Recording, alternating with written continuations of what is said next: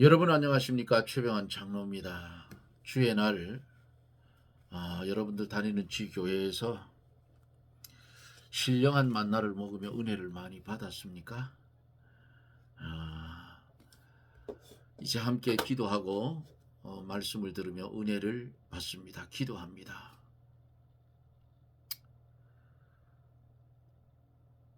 들의 풀과 같고 꽃과 같아서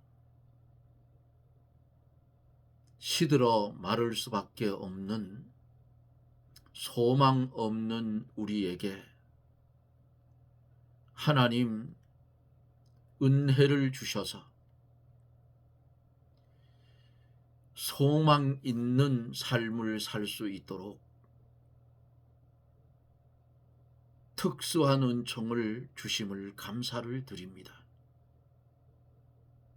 세상이 알지 못하는 하늘의 비밀을 알게 하셨고 믿게 하셨고 무엇과도 바꿀 수 없는 소중한 믿음을 선물로 주셔서 마음으로 믿어 의에 이르고 입으로 시인하여 구원에 이르느니라 말씀하신 것 같이 주님의 은혜 아래에서 구원의 길을 걸어갈 수 있도록 축복하여 주심을 감사를 드립니다. 기도하옵기는 이 나라 이 민족 하나님 불쌍히 여겨주시고 하나님의 은혜로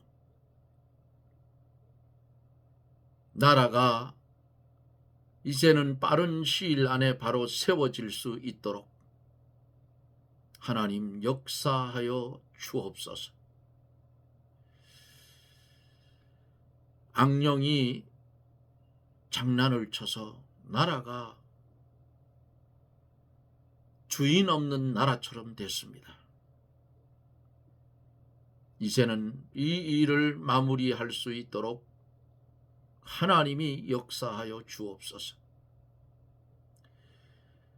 이 시간에도 말씀을 들을 사랑하는 성도들, 개체의 심령 속에 주의 성령이 역사하여 주셔서 말씀이 한 말씀 한 말씀 심령에 심어질 때에 병든 자 고침을 받게 하여 주시고 죄짐에 눌린 자 자유함을 얻게 하여 주시옵시고 협력하여 선을 이루며 서로 사랑하며 돌아보며 기도해주고 아버지의 뜻을 이루며 살아가는 그런 은혜를 나리워 주옵소서.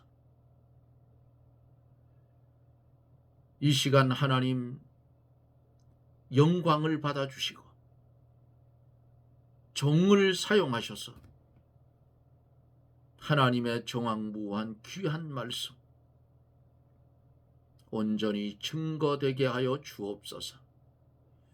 믿사옵고 예수님 이름으로 기도드리옵나이다. 아멘. 하나님의 말씀을 봅니다. 하나님의 말씀은 고린도전서 15장 29절부터 41절까지 좀 긴 말씀을 봅니다. 제가 가지고 있는 성경 283쪽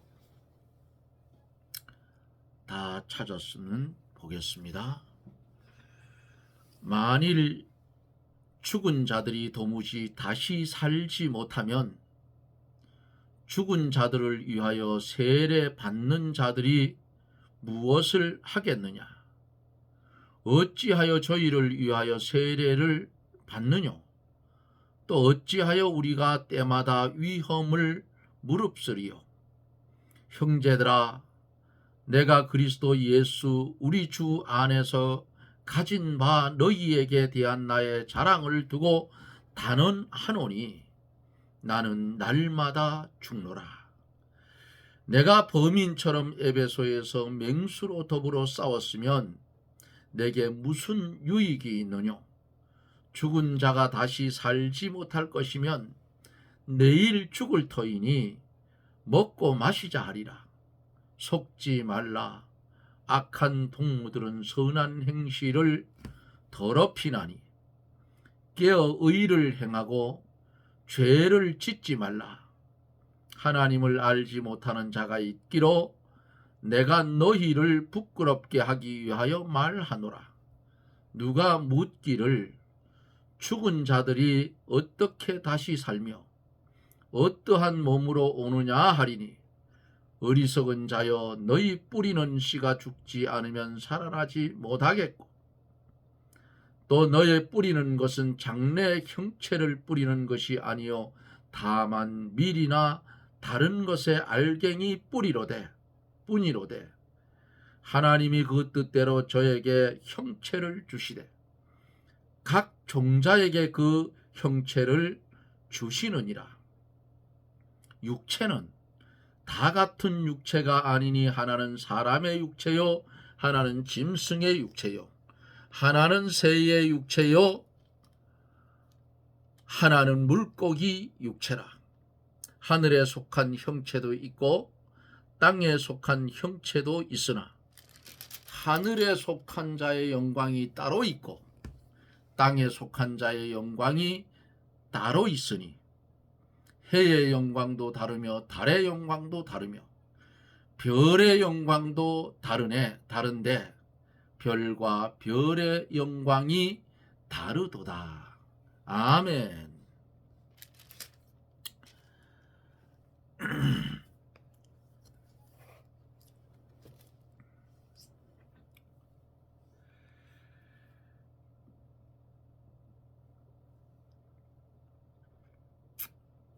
어제 이어서 계속해서 부활에 대해서 말씀을 증거를 해 갑니다. 만물이 그리스도를 통해서 하나님께 복종할 때에는 만물을 정복시키는 아들의 임무가 끝난다는 뜻으로 아들 자신도 그때에 만물을 자기에게 복종케 하신 이에게 복종케 되리니 그랬어요. 이는 하나님이 만유의 주로서 만유 안에 계시려 하심이라. 여기까지 어제 말씀을 들으며 은혜를 받았습니다. 이어서 계속해서 28절에서 29절로 이어서 계속 말씀을 증거해 갑니다.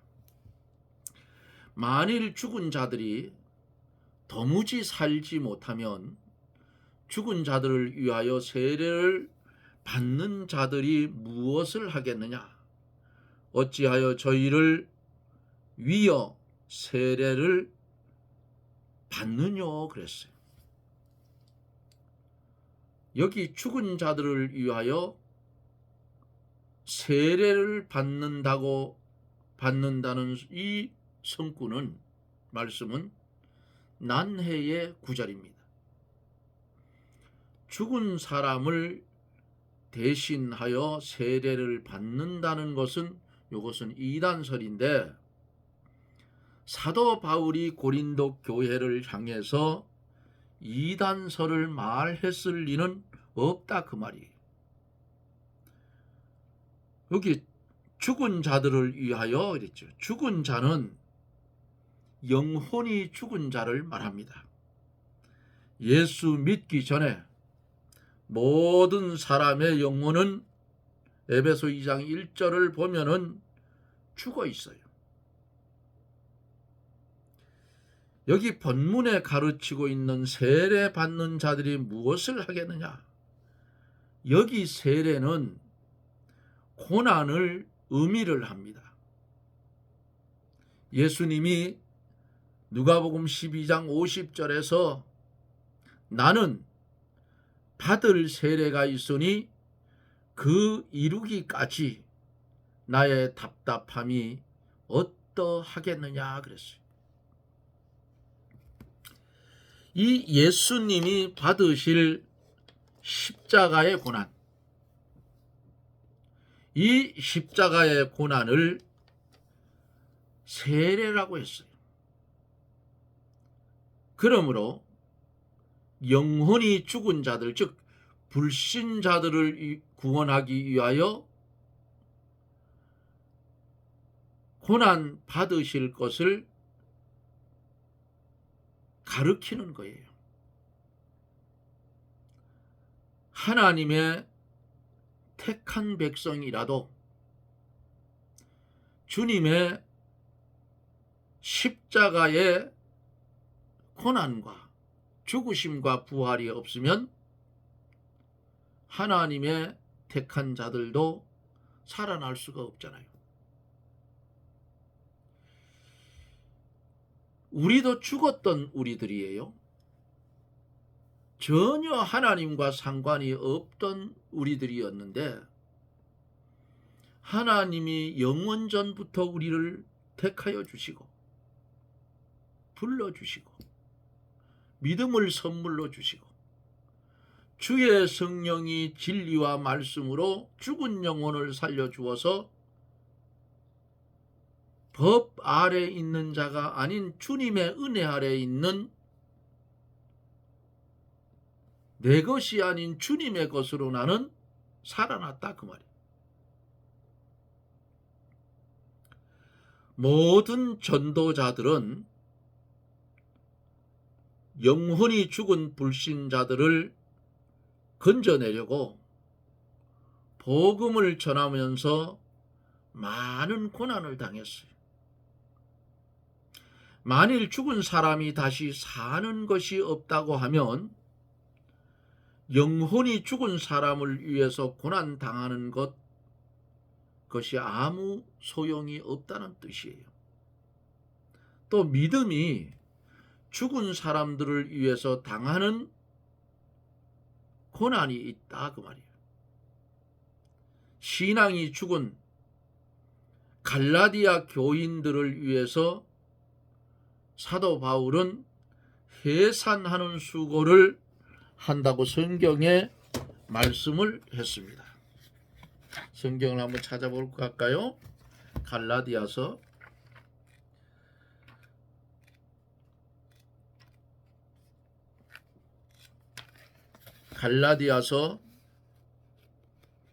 4장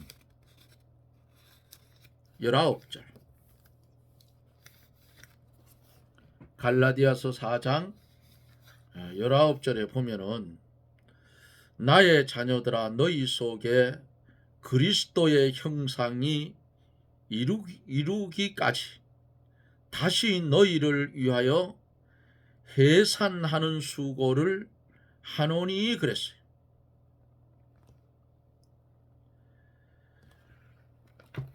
이렇게 하나님의 택한 백성도 하나님의 부름을 받고 성령의 인침을 받아 이 복음을 믿어서 비로소 구원을 받아 택한 백성의 삶을 살아가는 것입니다. 믿음이 죽은 사람들을 위해서 당하는 고난이 많지요. 아프리카 오지 같은 데 가서 하나님의 말씀을 전하는 선교사들 얼마나 고난을 받아요. 바울 사도도 그랬잖아요.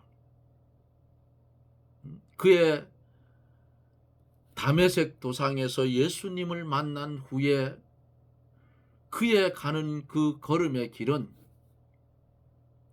복음을 자랑하고 갔는데 생명을 전하며 갔는데 그 가는 길이 세상 사람들이 볼 때에는 아주 비참하고 고난의 길이었다 그 말이에요. 생명을 내놓고 가는 길 아니겠어요? 그러나 바울 사도는 예루살렘으로 올라가면 거기서 결박을 받고 죽을지도 모르니까 가지 말라고 말리는 사람들 만류하고 그는 주님과 성령의 밀어붙임을 따라서 예루살렘에 올라가서 사로잡힐 것을 알면서도 올라갔더라 그 말이에요.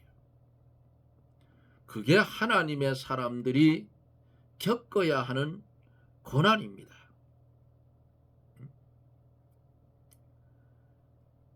고난이 유익이라 하는 CCM송도 있죠. 예? 고난 속에 핀 꽃 뭐 이런 그 CCM들 참 들어보면 은혜가 돼요. 제게 CCM 그 곡이 10,000곡이 넘게 있었댔는데 컴퓨터가 고장나는 바람에 다 날아가 버렸어요. 그 속에는 10,000곡이 넘어도 방송을 할 때는 이 찬양을 올려달라고 이제 화면에 이렇게 글씨로 뜨면 10,000곡이 넘어도 다 없어요. 충족을 못해요. 모르겠어요. 지금 저 빼놓은 하드디스크가 작동을 하면 그걸 다시 USB에 옮기면 되는데 제가 USB를 못 옮겨놨어요.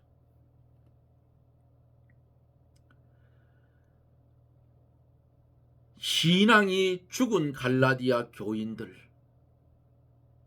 이 교인들을 위해서 바울이 해산하는 수고를 한다 했어요. 얼마나 아프겠느냐 그 말. 그들의 모습을 보고 이렇게 아파했다. 안타깝고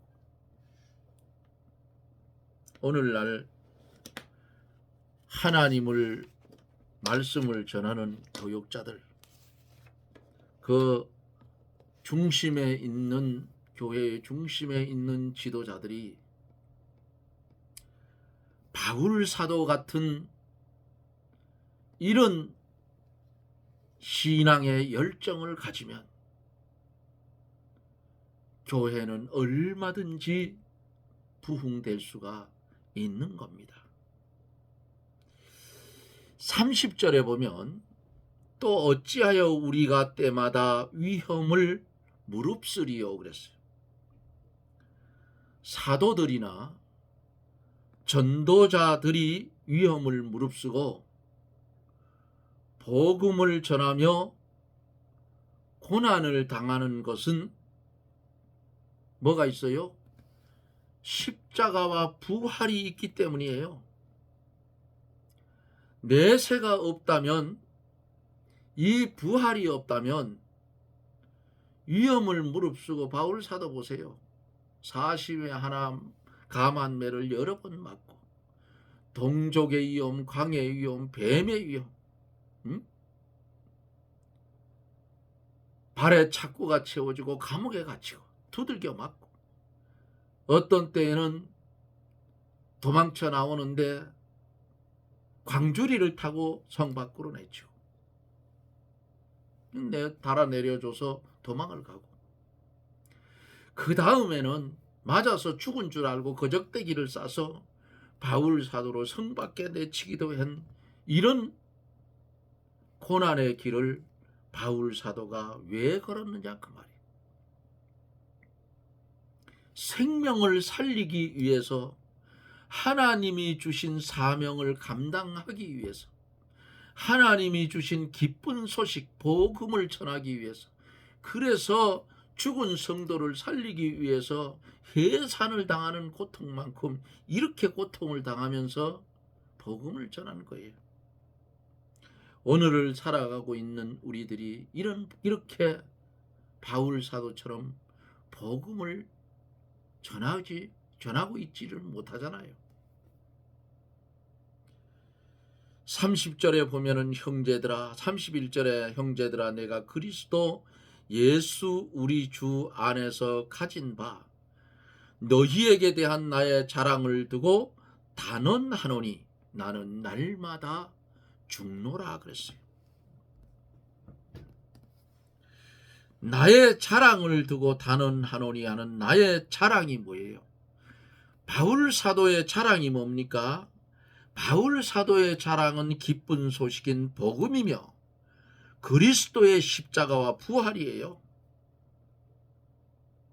성도가 날마다 죽어야 날마다 살아난다 그 말이에요. 부활의 소망이 있기 때문에 고난을 받으며 죽음을 무릅쓰고 전도를 하며 의를 행하여 가는 거예요.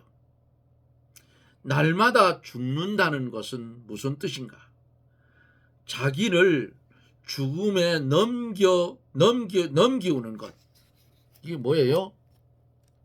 생명을 내어놓고 죽음의 노선을 걸어가는 것을 뜻해요.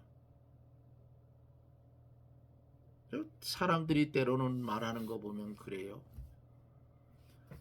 하나님께 받은 사명을 감당하며 산다. 그게 뭔 말인지도 모르고 해요. 사명사. 죽기를 순교를 각오하고 하나님의 명령을 따라가는 것이 사명이에요. 그런데 입으로만 사명이야. 응? 입으로만. 신앙생활은 그렇게 하면 안 된다 그 말이에요. 그래서 제가 종종 말씀을 드리죠. 교회 다니는 자가 되지 말고 예수 믿는 자가 되라고요. 교회 다니는 자가 되면 시간만 낭비요. 아무런 소용이 없어요. 주님 만나면 나 모른다 할 거예요. 왜? 다니는 사람이었기 때문에. 예수 믿는 사람이 되라 그 말이에요. 32절에 보면은 내가 범인처럼 에베소에서 맹수로 더불어 싸웠으면 내게 무슨 유익이 있느냐? 죽은 자가 다시 살지 못할 것이면 내가 내일 죽을 터이니 먹고 마시자 하리라. 범인처럼 부활 소망이 없는 일반 불신자처럼이라는 뜻입니다. 맹수로 더불어 싸웠으면 그랬죠. 이것은 비유인이 맹수처럼 악랄하게 복음을 대적하고 핍박하는 사람들과 죽음을 무릅쓰고 싸우면서 바울이 복음을 전했던 것을 볼 수가 있잖아요. 부활이 없다고 하면 이렇게 목숨을 내놓고 복음을 전한 이것이 무슨 유익이 있겠느냐 그 말이에요. 이런 소망이 없으면 어떻게 해요? 죽은 자가 다시 살지 못할 것이면 소망이 없잖아요. 내일이 어떻게 될지 모르는데. 그러면 어떻게 돼요? 인간들이 내일 죽을 터이니 먹고 마시자. 내일에 소망이 없는 자, 즉 부활의 소망이 없는 자는 죽기 전에 먹고 마시는 것밖에는 없다 그 말이에요. 대가가 없이는 일하지 않는 것이 보통 사람들의 생각이에요. 그러나 기독교는 부활의 소망이 있기 때문에 주를 위해서 수고하고 뭐 하는 거예요? 희생하는 거예요.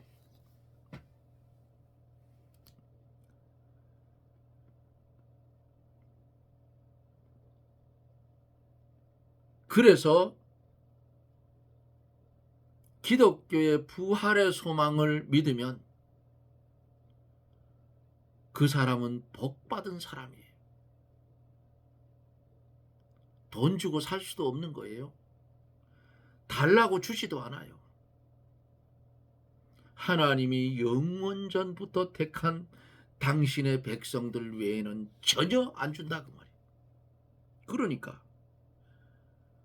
이 부활의 소망이 있는 것이 믿어지고, 이 부활의 소망이 있기 때문에 주를 위해서 수고하고, 이 부활의 소망이 있기 때문에 주를 위해서 내 몸 바쳐 희생하는 것이라 그 말이에요. 사랑하는 성도 여러분, 전도를 하지 못하겠으면 열심히 돈을 벌어서 뭘 해요? 선교비를 헌금하라 그 말이에요. 나는 전도하는 은사가 없으니까 선교비로 헌금을 하면 선교사에게 그 물질이 들려져서 우리를 대신해서 그 들여진 물질 가지고 생명을 살리는 일에 매진한다 그 말입니다. 그러니까 전도할 수 없는 그런 능력이면 돈이라도 벌어서 선교비를 줘서 내 대신 그 물질 가지고 선교사들이 전도할 수 있는 그런 것도 좋다 그 말이에요. 자, 33절에 보니까 속지 말라. 악한 동무들은 선한 행실을 더럽히나니 그랬어요. 이 악한 동무란 말은 전절에 말한 순간주의자, 다시 말하면 내일 죽을지도 모르니까 먹고 마시는 자, 이것을 가르쳐서 악한 동무라 그랬어요. 그들과 교제하면 그들의 악한 생각과 그릇된 행동에 오염이 되기 쉬워요. 예수를 믿는다고 하여도 성경대로 믿지 않고 성경 말씀을 거역하는 악한 동무들의 말을 들으면 거기에 동화되어 참된 진리를 버리고 신앙에서 떠나기 쉽게 된다 그 말이에요. 마치 이스라엘 백성들이 가나안 땅을 점령해 들어갈 때에 하나님께서 그들에게 어떤 명령을 내렸어요? 어린 아이에서부터 노년에 이르기까지 다 죽이라고 했어요.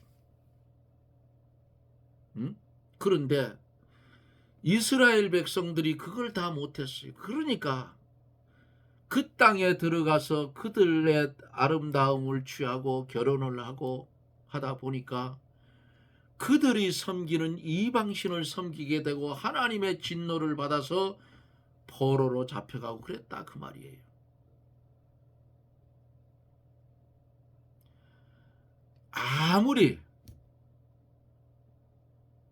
아무리 세상을 이기려고 해도 내 힘으로는 안 돼요.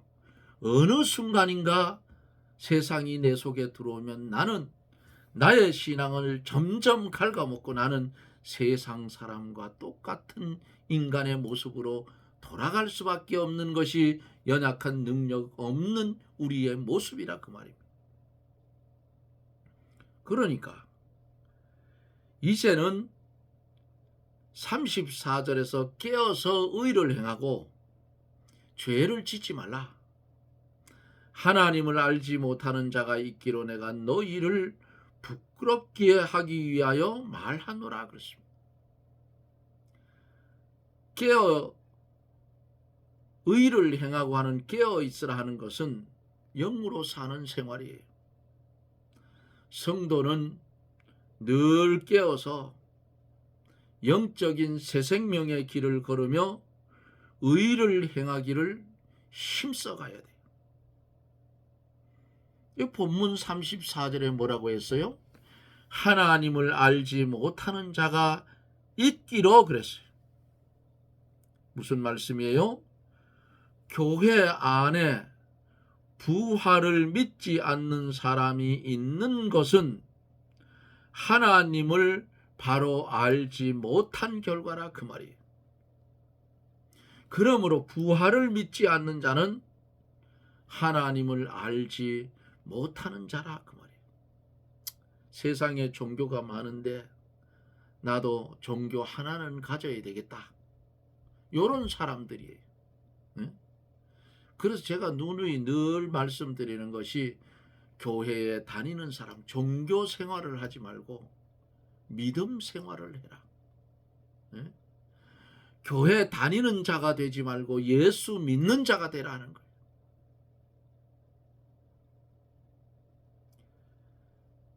오늘 들은 이 말씀 다시 되새김질하고 헛된 것에 소망을 두지 말고 부활의 신앙을 가지고 경주자가 다름질쳐서 푯대를 향하여 달려가는 것 같이 우리의 신앙도 경주자의 삶이 되어서 천성을 향해서 날마다 다름질쳐가는 생명 있는 성도, 성화되어져 가는 성도, 이어지는 삶이 새롭게 변화되는 그러한 성도가 되어지기를 주님의 이름으로 축원합니다. 아멘. 기도합니다. 우리 하나님의 은혜를 감사를 드립니다. 할 수 없는 죄인을 살려주시고 세상과 구별된 삶을 살으라고 말씀을 우리에게 깨닫게 하셔서